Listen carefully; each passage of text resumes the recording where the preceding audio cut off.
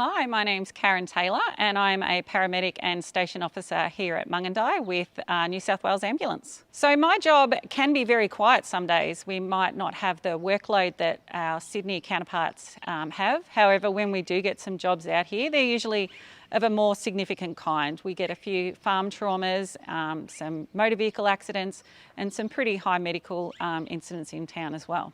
How did you get out here to Mungindi? I started in Victoria as an Environment Protection Officer. I decided that after 14 years that was no longer where I wanted to see my career go. I went online, Googled what other jobs I might like to do, decided paramedicine would be something that I was interested in. So I went back to university. I studied full-time remotely while I was also working full-time, raising a couple of kids, so it was a very big 3 years. Then I got a job with New South Wales Ambulance and they placed me in Port Macquarie for a bit over a year. Port Macquarie is a beautiful town. It is absolutely, divine in terms of its beaches and things like that. It's a very busy town, and while there's so many people, you sometimes don't overly feel connected to anyone there. You can actually feel quite lonely. You can have thousands of people around you, yet still feel quite isolated. When I arrived at Mungindi, I knew for sure that this was a town I could feel at home in. I felt like this was now where I was meant to be. So how did you end up in Mungindi? So the service do a thing where at the end of each year they sort of say to the newest recruits, all right, you've got the option of Sydney or West, where would you like to go? I did not want Sydney at all. That's not how I best fit. So I told them, send me as far out west as you've got, just let's go. So they said Mungindi. It took me a while to learn how to pronounce Mungindi, and brought the family out here a week before I was due to start. And we went through the main street and everyone was so welcoming. Straight away they knew you were from out of town. They asked a few questions. I said I was the new AMBO coming in. They were so welcoming. They met my kids, they met my husband. The kids were stoked because they felt immediately connected. I think they remembered people's names as soon as we spent half an hour in town. Someone called out, Karen, Amy, how are you finding it? And it's just such a personal touch. And I don't think they realise how reassuring that is when you come to a town that you don't know, that you're going to be welcomed with open arms. And so how long's it been now? I've been in Mungindi for 4.5 years.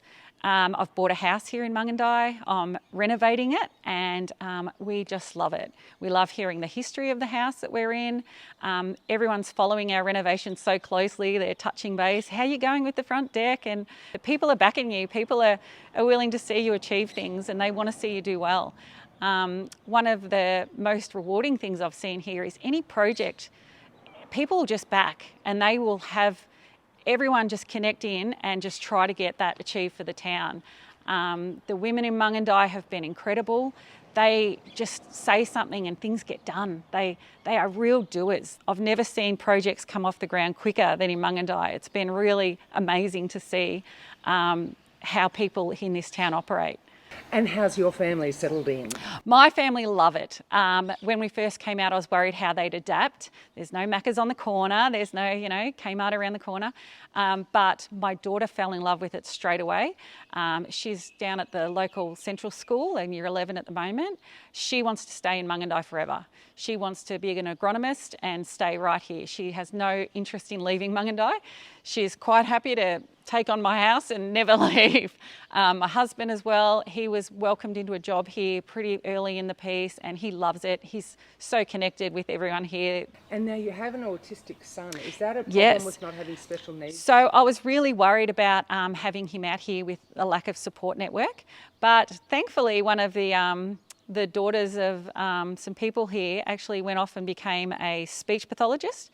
And she realised there's a lacking of people out here to do that role. So she's made sure her workplace comes out here and visits here. And he's got all the resources he needs through that. So again, local women getting things done. She's made sure that her company comes out here and gives the necessary services to the kids out here that need it. I've taken him up to the local coffee shop. He struggles with social interaction, but as soon as we left, he said, Mum, they're so lovely. They were so nice. And I love that about the town, that they make you feel so welcome.